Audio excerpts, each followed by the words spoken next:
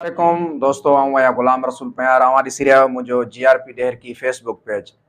सब खां पहिरें अॼु ॻाल्हि ॿोल कंदासीं बेनज़ीर इनकम सपोर्ट प्रोग्राम जे हवाले सां जेकी मिलंदड़ रक़म आहे वज़ीफ़ो आहे इन हवाले सां। त कुझु जेकी हाणे क़िस्त हींअर हले पई इन हवाले सां कुझु मुस्तहिक औरतुनि जो जेको आहे उहो चवणु आहे त असांखे पैसा नथा मिलनि ऐं उन्हनि जी सर्वे बि थियल आहे। सो इन हवाले सां असां असिस्टेंट डायरेक्टर मोहम्मद इसाक नाइज सां बि ॻाल्हाइण जी कोशिशि कंदासीं त उनजो छा चवणु आहे इन हवाले सां। ऐं तव्हांखे मां ॿुधाईंदो हलां त परेशान थियण जी का ज़रूरत न आहे। तक़रीबन ज़िले घोटकी में 1,44,000 जेका मुस्तहिक ख़वातीन आहिनि जंहिंजा मुख़्तलिफ़ जेका आहिनि हाणे बैंकनि में उन्हनि जा जेका आहिनि अकाउंट ट्रांसफर थियनि पिया, जेको हिकिड़ो प्रोसीजर हले पियो इन हवाले सां 1,15,000 अकाउंट जेका आहिनि उहे हिन टाइम जेका आहिनि ओके थी चुका आहिनि, जंहिं में रक़म जेकी आहे उहा मुंतक़िल बि थी वई आहे ऐं उहे सारिफ़ीन जेकी मुस्तहिक औरतूं आहिनि उहे रक़म वठी रहियूं आहिनि। ऐं जंहिं औरत खे हिन वक़्तु रक़म न मिले पई उहे चवनि पिया त भई अव्हां जे अकाउंट में हिन वक़्तु जेका आहिनि उहे पैसा कोन्हनि पहुता। सो उन्हनि खे गुज़ार त कुझु ई ॾींहंनि में अव्हां जे अकाउंट जेका आहिनि उहे ओके थी वेंदा ऐं उन्हनि में ऑटोमेटिक जेकी आहे उहा रक़म चढ़ी वेंदी।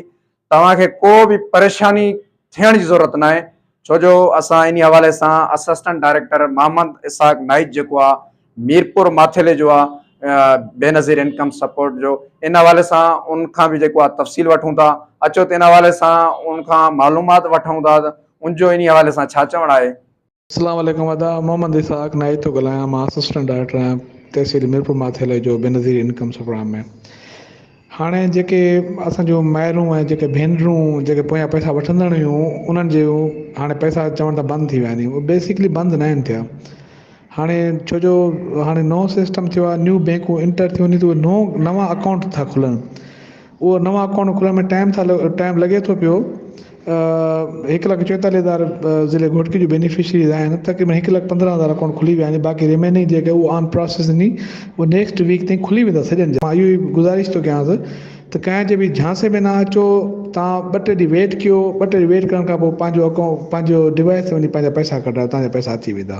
ऐं अवां दोस्तनि खे हिकु ॿी बि आगाही ॾींदा हलूं त जेका इहे मुस्तहिक औरतुनि जा जेका कार्ड ब्लॉक थियल आहिनि, जेका सर्वे मतिलबु कि ब्लॉक कोड 938 या 933, इन हवाले सां बि असां हिकिड़ी तफ़सीली वीडियो जेकी आहे उहा ठाहियूं पिया। उहा कुझु ई ॾींहंनि जे अंदरि जेकी आहे उहा असां इन पेज ते जेको अपलोड कंदासीं। उनमें मुकमिल तफ़सीलात हूंदी त अव्हां जा जेका ब्लॉक थियल अकाउंट आहिनि उहे कीअं खुलंदा।